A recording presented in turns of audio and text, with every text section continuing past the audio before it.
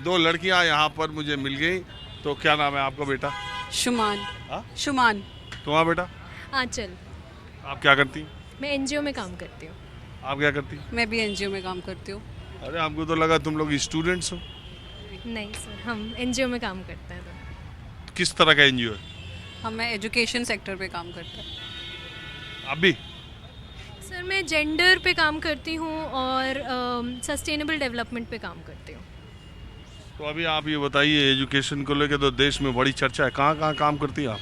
हमारा काम दिल्ली में है और राजस्थान में है और पूरे इंडिया के अलग अलग राज्यों से स्टूडेंट्स तो आते किस राज्य में सरकारी शिक्षा का हाल सबसे अच्छा है आपके हिसाब से? हैं। शिक्षा का हाल सबसे अच्छा कौन से राज्य में है? ऑन पेपर काफ़ी राज्यों में है बट सबकी हालत टाइट ही है। काफ़ी गैप है, काफ़ी ज़रूरत है और अच्छा बनाने के लिए। ऐसे कोई मुझे ऐसे बोल नहीं सकते कि इस राज्य में बहुत अच्छा काम है, इस राज्य में बुरा काम है। सारे राज्यों में आई थिंक इम्प्रूवमेंट की ज़रूरत है। और जेंडर में आप काम कर रही थे, जेंडर इक्वलिटी को लेकर के जो महिला समानता की बात की जा रही है वो समाज में आ गई है? जी, ये तो कंटिन्यूस लड़ाई है और ये एक दिन या 2 दिन में लड़ी जाने वाली लड़ाई नहीं है।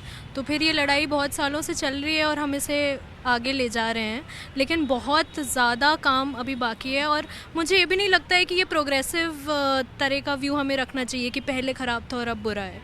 तो हम शायद साइकिल्स में ही जाते रहते हैं और बहुत ज़्यादा काम करना है, बस इतना पता है हमें।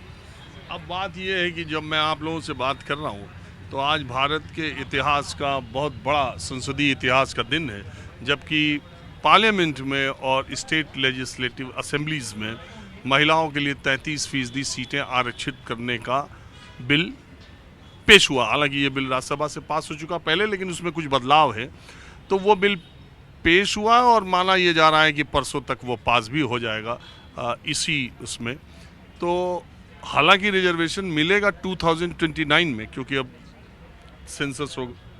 तो आपको लगता है कि एक बार सांसद और एमएलए महिलाएं 33% बनने लगेंगी तो उससे जेंडर इक्वलिटी की दिशा में एक महत्वपूर्ण कदम होगा?